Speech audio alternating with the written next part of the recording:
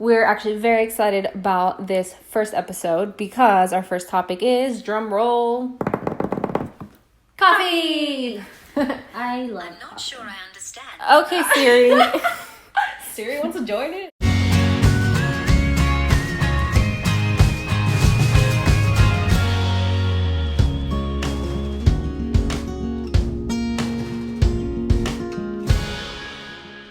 Hello, if you're listening to this episode, that means that you made it past the welcome video and that you were curious about what we have to say.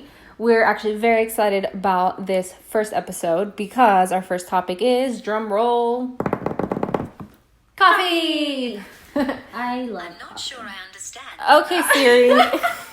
Siri wants to join in. That was not scripted.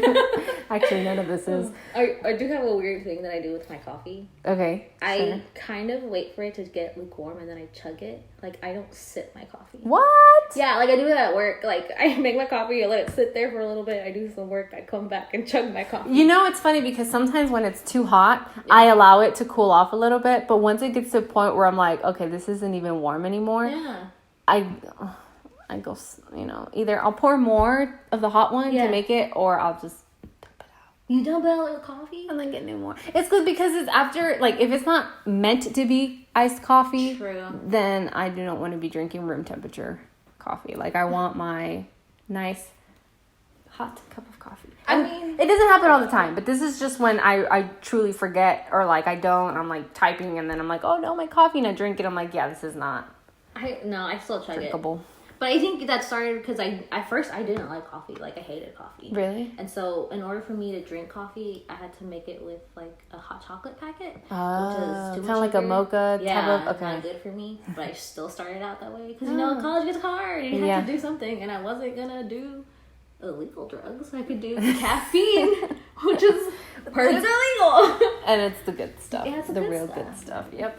Yeah. So we're talking about coffee and our preferences and the way we like it, but we also want to, I guess, start from the beginning. So what is coffee? Where did it come from? How did it get to our lovely homes? And I have that story. All right. Okay, so history of coffee. It began, well, I don't know it began, but in Ethiopia, coffee is thought to date back to 800 AD, where goat herders actually saw that goats were dancing or doing happy dances after eating the fruit of the coffee plant.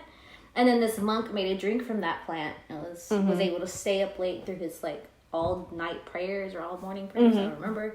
And so from there it moved on to the Arabian Peninsula, and there in the Arabian Peninsula, that's where cultivation and trade began, and also coffee houses emerged. Oh. Which is so unique, right? Now, before we move on to more facts, I just want to go back to the goats dancing, because when I read this story, it truly made me happy that this was the beginnings of coffee. Like, they say it's like it may not be accurate at all, but that's what they're gonna go with, and I'm for it. That's what I'm going with. I love goats. Yeah. Well, yeah, of course. It just, the idea of it just has a great startup. Like, you just notice your goats just more happy. Like, this makes sense why Americans, it's not until you give them their cup of coffee that they're just like, okay, instantly, like, let's get this day started. True. Let's do it. Yeah. Honestly, like, at work, I'm like, don't talk to me. I haven't had my coffee yet. I'm going to be grumpy. Yeah. Wait just like the 30 minutes that's going to take to kick in. Have a conversation with me. Yep. And I think that's where my love of goats is going to start from. That's what I'm going to tell people. I love goats because they were the ones who discovered coffee. Yep. For sure. So, like Carolina mentioned, the coffee beans come from a coffee bean plant, which is, I am bringing up this comparison because it's like a berry bush. That's what I read into. It's like because it's helpful to, when I see coffee beans, you already see them roasted. You already see them, like, their color brown, whether it's dark or light. But it almost, what I saw the pictures, it almost looks like a cherry or like a... which is kind of weird because you think coffee beans, you're like, it's beans. Right, it's a fruit. And so the seed inside of it is the actual, like, that's the bean. That's the center of the coffee cherries or whatever they call them. And there is 2 kinds of coffee plants that I found, which one was Robusta. I didn't get that part, so yeah.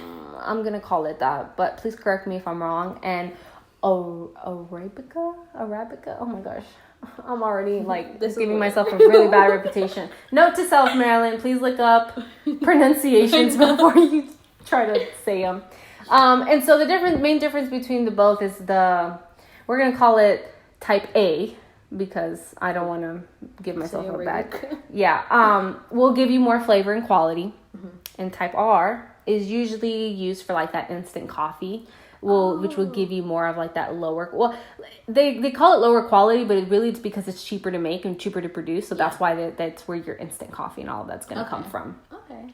And also, fun fact: coffee plants can live for 30 to 40 years, if they are properly located in the shade. Like if they have in its appropriate environment. Yeah. After it, because it takes some time for it to grow, but once it is like it's bloomed and everything, it can last for 30 to 40 years, which is. 40 years. Can I plant coffee plants in my backyard? I know. Is that a thing? Is it illegal? That's actually a good question. We probably should look this up. We're supposed to be looking at topics. But see, facts bring more facts and more questions. That's and true. If you know, please let us know. Although I will say that I've already tried planting a garden in my backyard. I do not have a green thumb, but I will make the effort if I can. Yeah. Because, like, coffee... Oh, well, I feel like the process to do it is not worth it. Never mind. That's why I was like, never mind. Because then you got to roast it. Yeah. It's not like you can just go pick it off and be like, oh, my coffee's ready. Mm-hmm. You literally have to do this whole entire process. Yep. Never mind. It's not worth it. Stick to the people who know what they're doing. So then we go into caffeine, right? So reason why Wait, I have one fact that I thought was really interesting. Go for it. So, in Europe, not everybody loved coffee. Like, they called it bitter invention of Satan. Yeah, and so they even had to get the Pope to approve that Catholics could drink it. Oh, I think I did read about that. Right? That's so weird. Could you imagine, like, not being able to drink coffee? Like, could you imagine that? Well, now it seems very strange, but if you think about it, like, even, I feel like something new that comes up into into culture that's just like a culture shock or something that's just like, oh, okay, people aren't aware of.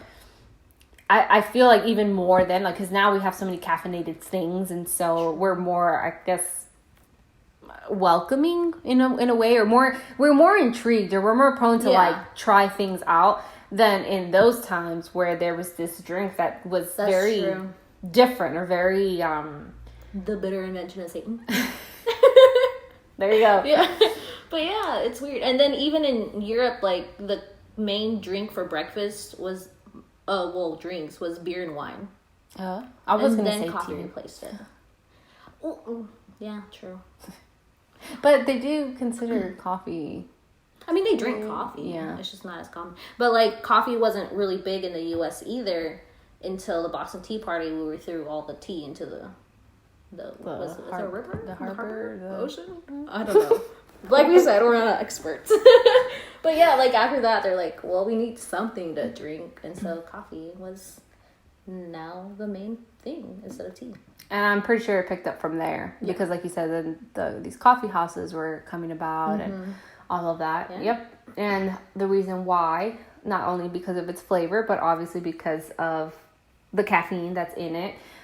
For those of you who don't know, because there are some people, let's, put it out there, caffeine is a natural stimulant, which means that it will raise your level of like physiological or nervous activity, which is why you can, for some people, it's too much or it'll get them jittery or get them nervous. For other people, it's just the right amount of pick me up, let me get my day started and, get things done. But this is also a different topic that we can definitely dive deeper in, because there's just looking into caffeine, like that was just one bit, but then there's positive effects, negative effects, different opinions on like, is caffeine, too much caffeine good for you, or, what's the right amount of caffeine. Yeah, true. Yeah, well, I actually saw like the amount of like coffee that you can drink before it kills you is about like 30 cups. Oh my God. Yeah, so you can overdose on coffee. Huh. Isn't that crazy? Yeah. I mean, you could probably overdose. But what would you have to be doing to drink that many? Yes. I mean, not that it takes forever to make a cup of coffee, to make 30 of them, you got to just be doing it back to back, or somebody has to be making them for you. Yeah. Unless you're like me who just chugs it and then it's like, let's go. Taking shots. Well, they do make espresso shots, yeah. That's so funny. And since we're speaking effects of the body, I don't know if you looked into other effects of the body. Yeah. So this is where the part where you figure out a little bit about who I am. Coffee makes you poop. If you didn't know, interesting, right? Mm-hmm. I don't know about it, but it doesn't happen to everybody. Yeah, but like certain people, like it makes you go, but nobody knows the exact reason why.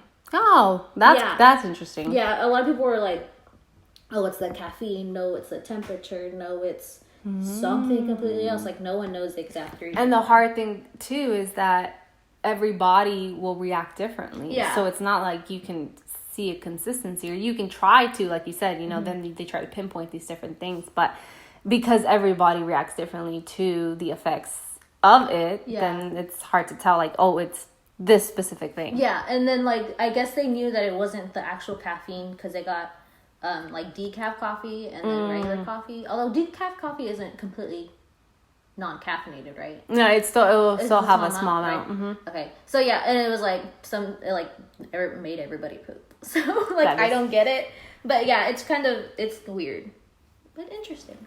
Another interesting fact, since we're talking about interesting, is the world's largest coffee producer is actually Brazil, right? Which I actually did not know this because I knew it was South America. Yeah. I just didn't know that it was Brazil. So when I saw this, I was actually shocked. They produce about 7.8 billion pounds of coffee, which is a third of the world's coffee, which I think is mind-blowing. Especially because if you think about how the beginnings of coffee was, started in Ethiopia, and how it just the trades and just how things go from one place to the other. Like that's on the other side of the world. And I wonder if we only know like the 800 AD just because it was in the European area. Well, not European, but that continent, and not so much anywhere else, and they just didn't pay attention. Oh, that is true. Because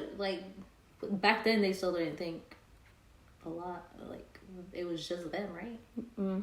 Right. Okay. So maybe it was started a lot earlier in South America. We just don't know that. Yeah, that is true. That is true. Now I did want to talk about the different roasts, because for any of you hardcore coffee shop goers, some of you guys might know, but there are different roasts. So you have light roast, you have medium, you'll have dark brown, and then black. And most people think that the darker the roast, then the stronger it is in caffeine. But fun fact, actually, the lighter the roast, the more caffeine it has. This is why whenever you go to Starbucks and you have that blonde, you get the blonde one. Yeah. That's higher caffeine. It has a higher content of caffeine rather than the darker one. Mm-hmm. So if you're actually shying away from dark roast because you think that it's too much caffeine, it's the complete opposite. And I did find a what do you call them? A statistic. Recent study found that 54% of Americans over the age of 18 drink at least 1 cup of coffee every day, which makes a lot of sense. Yeah. I would have thought it was a little bit more. Yeah, me too. I wonder if it's just coffee and not any sorts of caffeine, right? Because it's just coffee. Well, yeah, and it right afterwards it says not every kind of coffee is created equal. So it could be like a brewed, or it didn't specify. So that's probably why as well. Yeah. But that's on the light roast. I would look into it if I were you. I think it's actually really interesting. The different colors and the taste, because obviously it's not just about the amount of caffeine, but it also will affect the taste, as if it's more acidic versus more on the sweeter side, or. And then I don't know if you got this, bitter. But I have it that the darker roast is less acidic. Is that right? Yes, because the lighter roast will have more acidity. Yep. Really? I guess I don't know if it's just my because I don't like dark roast coffee at all. I'm more of a medium roast kind of gal. But I think medium is that perfect like in between. Right? Yeah, I feel like the dark roast is more acidic, but it's actually more bitter.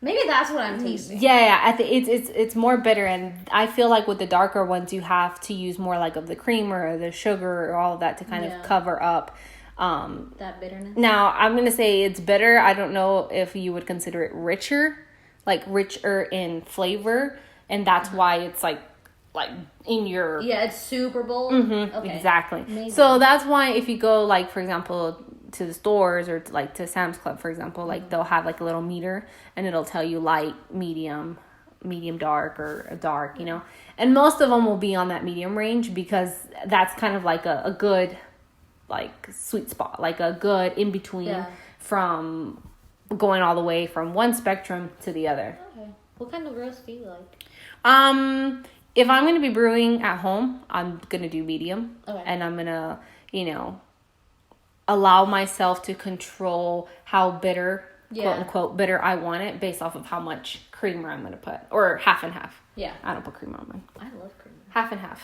Creamer and it's just a little bit, not a lot. Like the lighter it looks, the weaker. True. I'm weird because I only use the hazelnut creamer. Mm-hmm. Just so it has that little taste of something else. Mm-hmm. But like I don't add like any additional sugar or like milk. I will say though. Oh my goodness, what am I doing wrong? No. Okay, now that you said hazelnut, like I tried a hazelnut coffee. I think those taste so weird. Really? Yeah, you like it? Well, I like when they do put a twist on flavor where it comes from the coffee itself rather than the additional creamers. Mm-hmm. So I find it more interesting that way because I think it adds texture or it adds like flavor differently than when you have your bland or your like base coffee and then you're adding flavor to it. I think it kind of brings out that coffee but with a twist. Yeah, one time I made the terrible mistake. Like at work, we have those Keurig pods, mm-hmm. and I wasn't paying attention to which one I grabbed, mm-hmm. and I grabbed the blueberry one, not knowing. What? Yeah, but I ruined it for myself because I added my hazelnut creamer to it, and it was not a good combination. Was it too sweet? Or? No, like it was just two different conflicting flavors, mm-hmm. and I was like, "Yeah, I can't drink." I've never heard of blueberry. Yeah, it was really random, but no one at work drinks it, and I think that's why. It's probably why. That's probably why. Which now that you talked about coffee pods, want to jump into different coffee brewing methods. Mm-hmm. Now, whenever I first started looking this up, there is a ton of coffee brewing methods. So I'm just going to go over the ones that I found very intriguing, the ones that I've actually tried or that I feel, maybe more common. But there's plenty of them. So this by no means is this like the end of the list. Now, one of the main things that I started looking over was the difference between drip and pour over. Because I was going to use those words interchangeably. Because when I looked into it, it sounded like the same thing. So you're dripping and you're pouring. So there's, So the actual difference is, so they're both poured over coffee grounds, allowing gravity to pull the brewed coffee down. But they produce different results. So your drip pots, like, when you go over to your friend's house and they make like a cup of coffee, like a batch of it, some of them will have inconsistent shower heads. So it's not like the water is going to be water, kind of like you're watering plants. So it's not going to water consistently over all the coffee beans or coffee ground that you have on there. And so that sometimes will make it maybe watered down or like inconsistent in flavor because some of them will be super wet and the other ones will on the sides maybe dry. Yeah. But when you do a pour over, you have control. It's literally like a cone with a filter and the coffee beans in there, the same as a machine, but it's a manual method. So you're like hot water and you're pouring it over and you're controlling how quickly and what areas are getting soaked. So it's kind of delivering a more consistent flavor than pushing a button saying brew and then relying on the machine to do the brewing for you. Okay. So this may be for like my hardcore like coffee lovers who are super against like regular brewing methods. Yeah, I'm not that. Or like brewing like that. Yeah. But I did find it interesting, and I looked it up because there, I was gonna use drip and pour over interchangeably because I thought it was the same thing, but it's not. So there are more differences. So you're more than welcome to dive deep, and if you actually prefer one over the other, like let us know why. The other one was French press. Now, this one I'm super excited about because my brother used to work at Starbucks and he owns like a French press. Mm-hmm. And to be honest with you, it is so fun to watch. It is super fun to watch somebody to do like... So I have one at home and I don't know if I'm doing it wrong, but like I find it so boring. Really? Yeah. Huh. I just find it so intriguing. Like when you let it sit and then you just kind of press it down and you just watch. Oh. Like, like those, the grounds just being like, this life being sucked out of them. And I mean, like, he's done it professionally, I guess. And I'm over here, the amateur, who's never... I think I just found the French press in my, like, cupboard. Or not cupboard? What is it called? I don't know, whatever. In a drawer. Might as well use this. And then I did it, but it's... like the grounds seep through it, so I use an additional filter when I'm pouring it into my mug, so it's smoother. So I don't know if I'm using the wrong what is it when they ground it? Oh, like if it's to make sure it's as thin as possible, or like the grind size. That's what they call it. Yeah, that might be where I'm going wrong. I've only tried it I think twice, and I will say I can definitely say in my opinion it has a very rich flavor. Mm-hmm. Like it's one, I think out of all the methods, it's one of those like you're definitely gonna get that coffee flavor, like rich coffee flavor. I did look into this. The French press method was invented in 1928, 1929. It's actually called by its Frenchified version, despite the fact that the first patent of the coffee brewer as we know it today came from Italians. So there's like this like French versus Italian, like, well, it's really came from here, because you think of French press, or you're thinking, French came from France. I mean, yes and no. So the first patent came from the Italians, but we just kind of went off of like the French version, so that's why we call it the French press. Yeah. But it also has like Italian history in there. But yeah, I thought that was very interesting. Yeah. I would assume, French press. But I guess it was just more popularized by the French than the Italians? Well, they both had their, like, the method, but I think that because of the, I don't know. Whatever. It's for the French press. We can't change it now. Nope. It's a great method. So I would honestly recommend, if you've ever seen somebody do it, like, you may be like, Carolina, it's boring. But in my opinion, I thought it's one of those things you at least have to see once in your life. It's pretty cool to... Mm-hmm.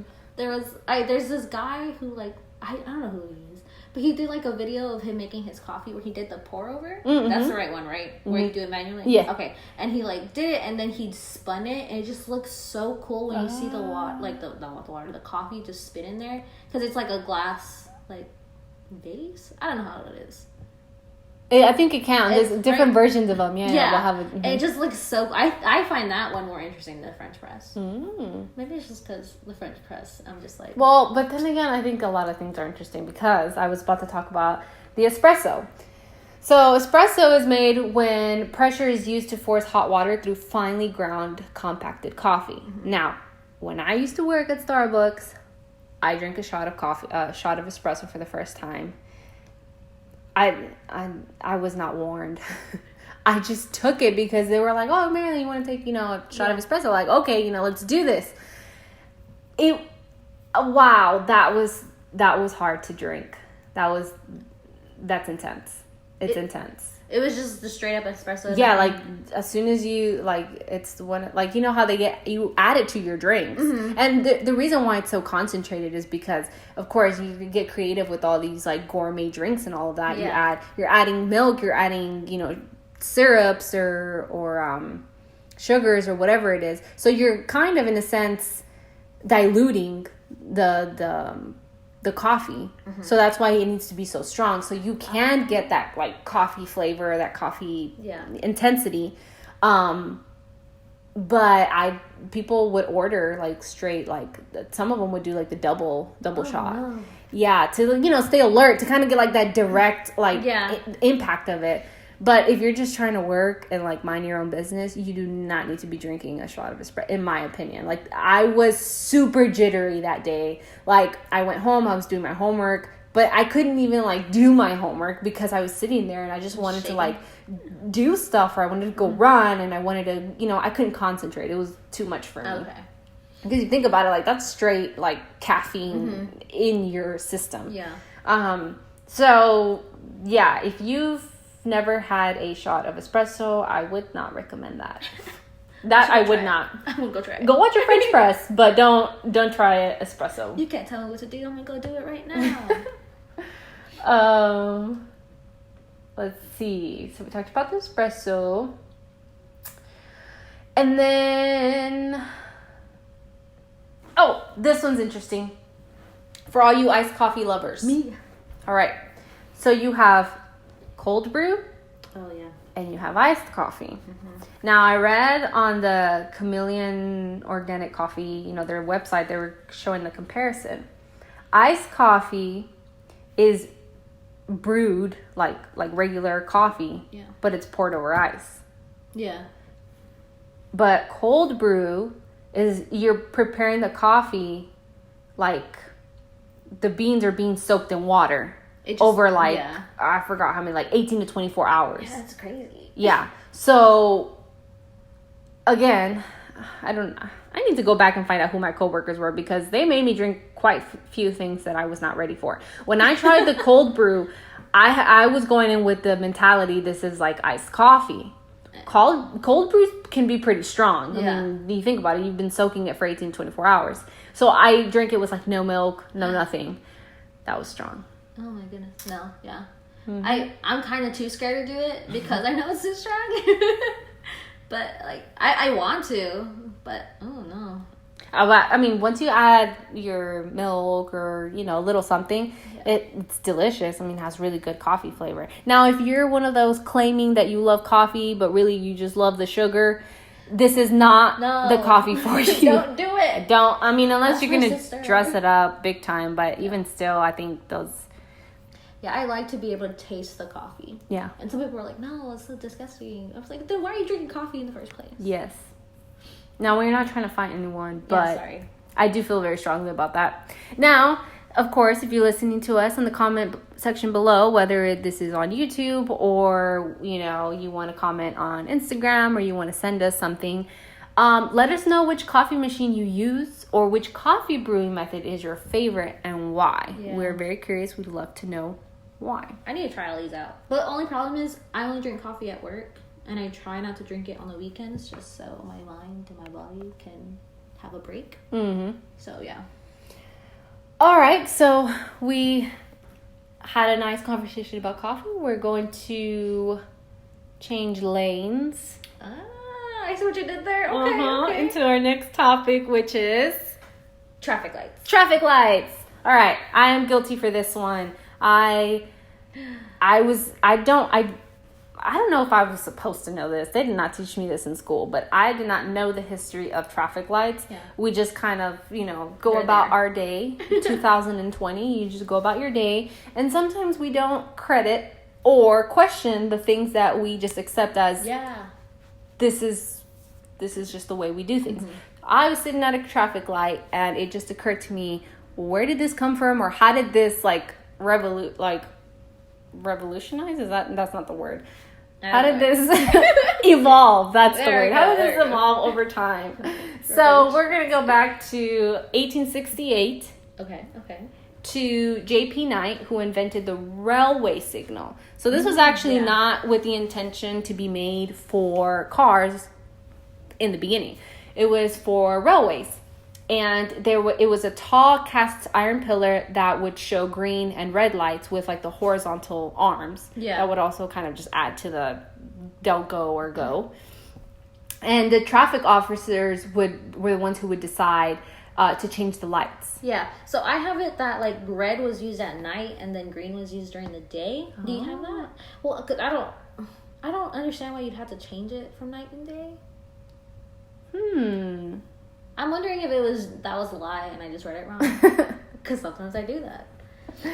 But the first one that was dedicated to cars was said to have appeared in Salt Lake City by Lester Wire in 1912. Yeah.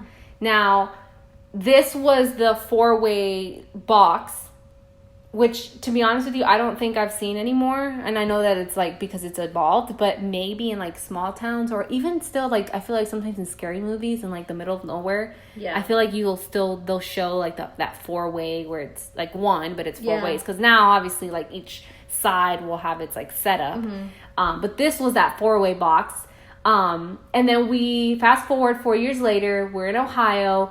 Wait, can I say something about that first? Yeah. Within the first month of it being, well, not that one, but in London, the first month, like when it was installed, it actually exploded. Oh, I did read about that. Injured the guy who was manning it. And so they're like, we're not going to do this for a while. Yeah. And so that kind of stopped there for a little bit. Right, because it wasn't like electronically controlled. Yeah, it was some guy changing it. And it exploded. And so people said, nope. Yep. And then we go to Ohio, and then that's when James, I'm going to call him Hodge, even though there's no D in there, or Hoagie? Pronunciation, Marilyn. Pronunciation. Well, he created the light that had the words stop and move. And then 1920, we have our first automatic traffic light that introduced yellow, or they called it amber, which is the light. By William Potts. But this is good to note because he did not apply his patent. Like, he just like created it. But he doesn't get fully credited for it. Garrett Morgan does in 1923 because he applied the patent, which gave him ownership of that T-shaped traffic light that had stop, go, and then it had the one for pedestrians, which is the yellow one. That was an indicator really for them. And then this was the part that blew my mind. He then sold his patent to General Electric, which then mass-produced the lights. Yeah. So, I mean, we all know about General Electric, so that's pretty cool how they, went about and did that. I wonder if it's ever going to change, like traffic lights, or if it's just the perfect the way it is. Oh, wow. If you ask people who are stuck in Houston traffic, they'll probably be like, fix it. Yeah. Which actually, I'm so glad we're bringing that up because in this other article that I read, it says that cities will update their schedules at least every 2 years. So I looked into it for Houston. I think this was 2015, 2016. It said that we update it every 3 years. Now, I don't know if they've shortened that amount of time, but if it's every 3 years, anybody who lives in Houston can agree that 3 years, our population changes drastically in 3 years. So, it makes sense why there are some backups because the way, there's streets, there's development, all over the place. So, some streets that a lot of people may not have used are probably, highly just infiltrated with cars. Yeah. And so, obviously, if your schedule's not up to date, there's that, conflict of where, there's a backup because 3 years later, then it'll trigger, the system there's more cars that pass by here. We should fix this. Yeah. Ugh. I always hate it. It's it always happens when I'm late that the light decides to take forever. And I know that it's doing it to get me. I feel like it's after me. The light's oh, you're late, Carolina? Watch this. You're going to be another 5 minutes late because this light's going to take its time to turn green. And I'm sitting there. I'm just let me go, please. That's funny. Now, if we want to blame, we shouldn't blame, but if we want to point the finger. I want to point the finger. Yes, of the people who decide, who are responsible for making these kind of decisions, it is the Texas Department of Transportation.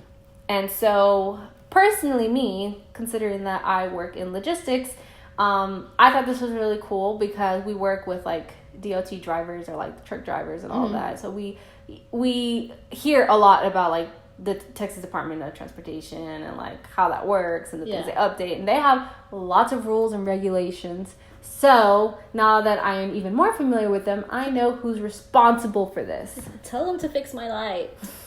I'm just trying to get to work on time. Now, I did want to read something straight off of, what was it? This was Facts and Myths from, let's see, Texas Department of Public Safety. Now, there was somebody who asked, I have been waiting at a red light for a long time. Why does it take so long for the red light to turn green while other lights change in a shorter amount of time? Now, the short answer to this is cycle length.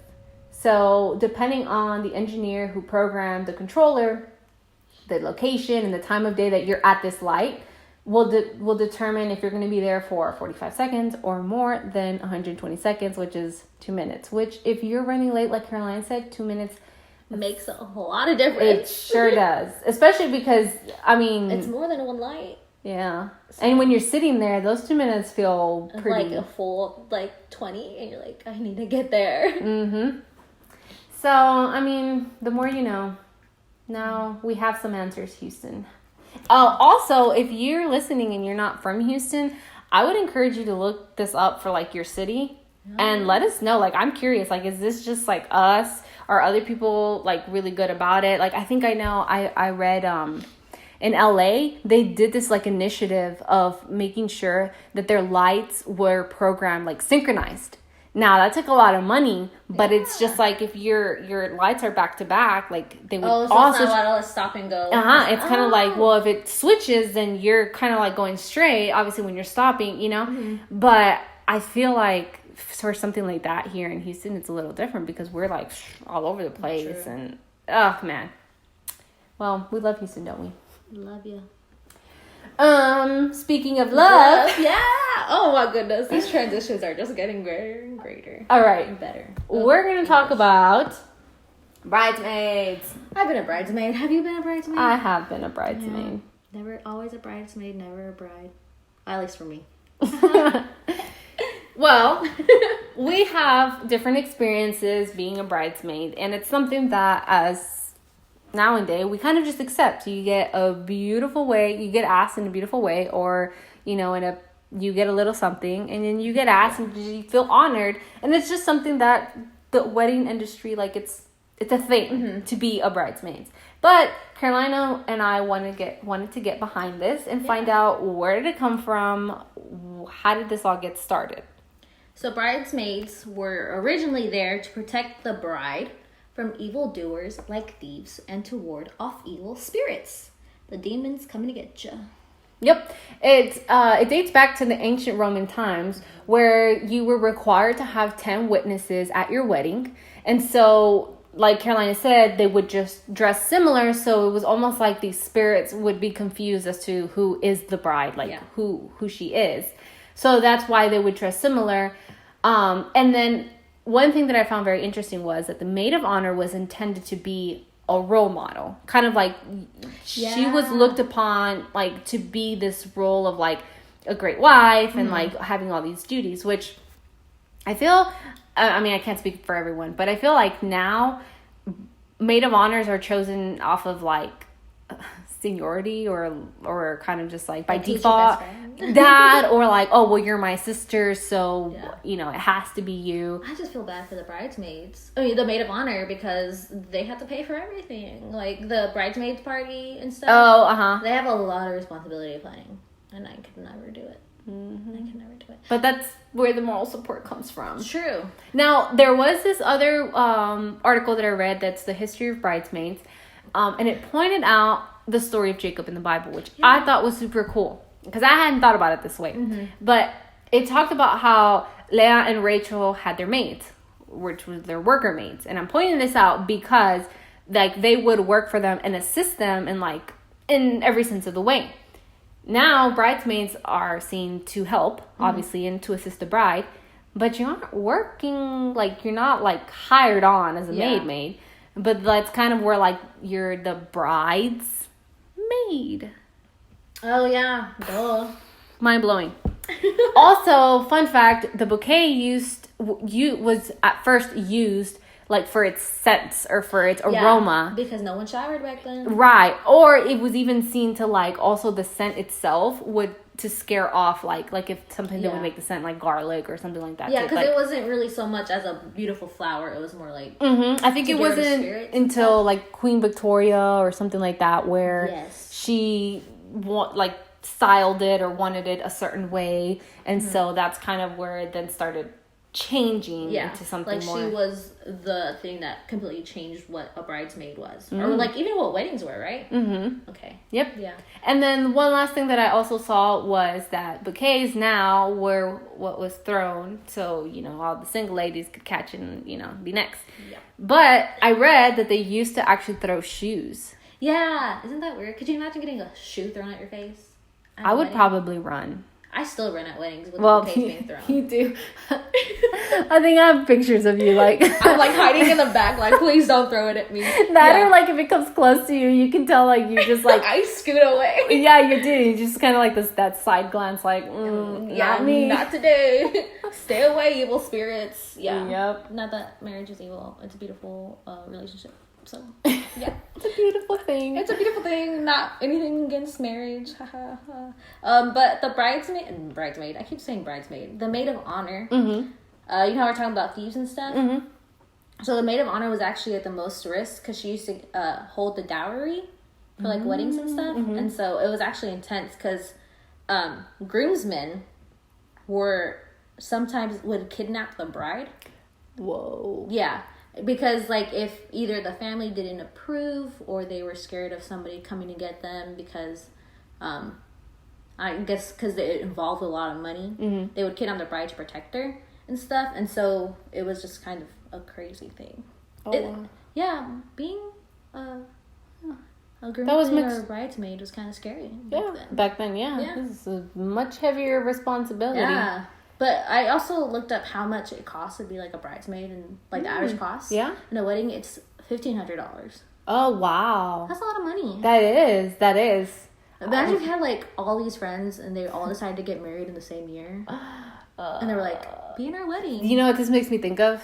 That movie, 27 Dresses. I have to say I love that movie. I love that movie. Like, I know it's the corniest thing ever, but it's just, I have that movie. It's a classic. Yeah. I think it's a classic. It's just... It's a very lighthearted way of expressing what it is like to be a bridesmaid. Maybe I should try to get to 28 dresses. Maybe my own movie. How many do you have? I think... I should have counted before, too. 5? Yeah, 5. I have 1, 2, 3, 4. I have 5, yeah, 5. Who else got married? I have 4. I feel like you were in more weddings. I did too. Well, okay, I was in one where I was holding the pillows because the her daughter was we were both in it, so we were both holding pillows. So we're gonna count that as 1. Oh, then I have 6 because I was a flower girl. We were both flower girls. We did that same wedding. Yeah. Wow. We were so cute. We were adorable. If anyone cares to see our picture, let us know and we will post it. We are so darn cute. Do you have a picture? I do. I have plenty of pictures of us being up there in the altar as little cute girls. I remember looking at the picture and I remember even what that dress looked like. Like my mom held on to it for years. Really? Yeah. And then I was like, Mom, get rid of this. It's not like I can wear it again. Oh. But I should. Now that I think about it, I'm like, I shouldn't have done that. Why didn't my mom keep it? I'm gonna ask her because she keeps stuff. And she was like, I don't want this dress. She probably didn't.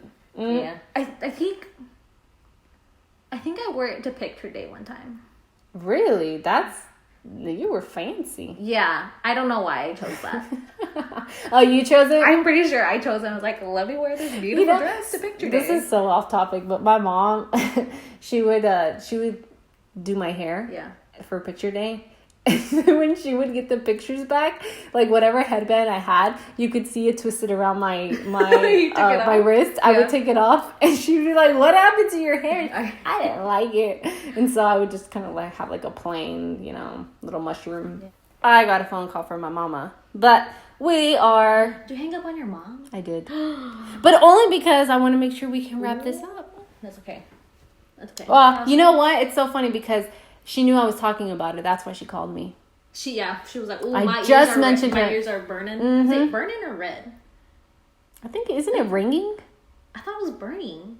I like thought your ears are hot. Oh, I thought it was ringing, like when they ring. Oh, if it's when they ring, it's because I must be getting talked permanent. about a lot. Oh, I'm pretty sure. Yeah, that or permanent. Sure permanent hearing. What is it? Hearing hearing loss. Or there you go.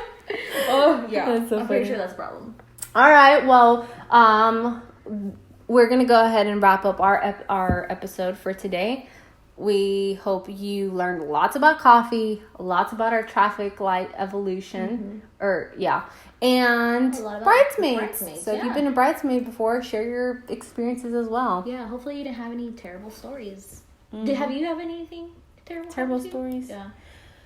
No, actually, I think the brides that the weddings I stood in were pretty chill, right? Mm-hmm. Yeah, I remember one time I got ready at home and I came to the wedding and the bride's mom was like, "Oh, do you want to go and get ready?" I was like, "I'm already ready."